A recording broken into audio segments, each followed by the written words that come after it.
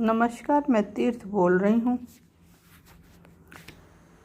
बाबूजी ने बड़ी गंभीरता से प्रश्न किया कि आपके द्वारा दिया गया ज्ञान हमें किस प्रकार लाभ पहुँचाएगा।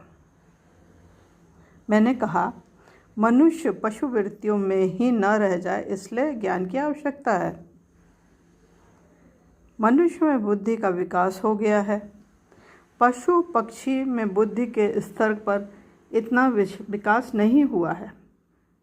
कई पशु पक्षी तीव्र बुद्धि वाले होते हैं, परंतु उनमें स्वचेतना विकसित नहीं है। स्वयं अपने को जानना या चेतन होना वह मनुष्य के स्तर पर आकर ही हो पाता है।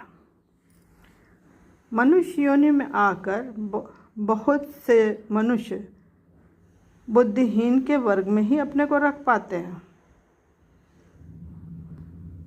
विकास क्रम में मनुष्य उस पायदान पर आ गया है जहाँ बुद्धि बहुत विकसित हो गई है और वो चेतन हो गई है।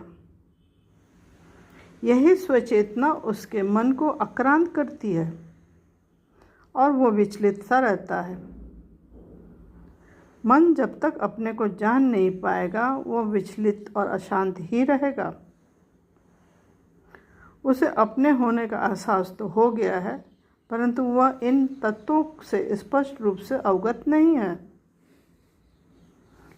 पशु पक्षी अपना जीवन जी रहे हैं, प्रकृति की प्रेरणा से कार्य कर रहे हैं, परंतु अपने को जानने के लिए बेचैन नहीं है। आत्मज्ञान के लिए हमें आधार तो बनाना ही होगा ना, तभी तो वृत्तियों का खेल उस व्यक्ति के लिए समाप्त होगा।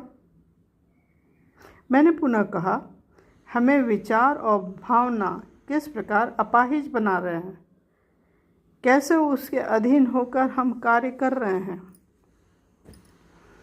अहंकार की चपेट में आकर कैसे हम स्वयं के दुश्मन बनते जा रहे हैं। स्वयं अपनी अंदरूनी प्राकृतिक व्यवस्था को जानना ही तो बुद्धि का लक्ष्य है। यही तो माया के खेल को समझना है। बिना इसे समझे शांति कैसे आ सकती है। चित्त की संपूर्ण परतों का समुचित एवं संतुलित विकास ही तो बुद्धिमानी है। ऐसा व्यक्ति हर क्षेत्र में ज्ञान अर्जित करता है, चाहे वो विज्ञान हो, कला हो या फिर आत्मज्ञान ब्रह्म ज्ञान हो। वह अपने अहंकार को वश में रखता है, वासनाओं पर उसका आधिपत्य होता है, अंततः वो मुक्त होकर विचरण करता है। बाबूजी ने कहा, मैं दोहराता हूँ, मैंने क्या समझा। पहला है, मनुष्य में इतनी बुद्धि विकसित हो गई है कि उसमें स्वचेतना आ गई है। दूसरा, स्वचेतना अर्थात अपने को जानना, वह अभी पूर्ण रूप से फलित नहीं हो पाई है। तीसरा, अपनी प्राकृतिक व्यवस्था समझे बगैर मनुष्य अशांत ही रहेगा।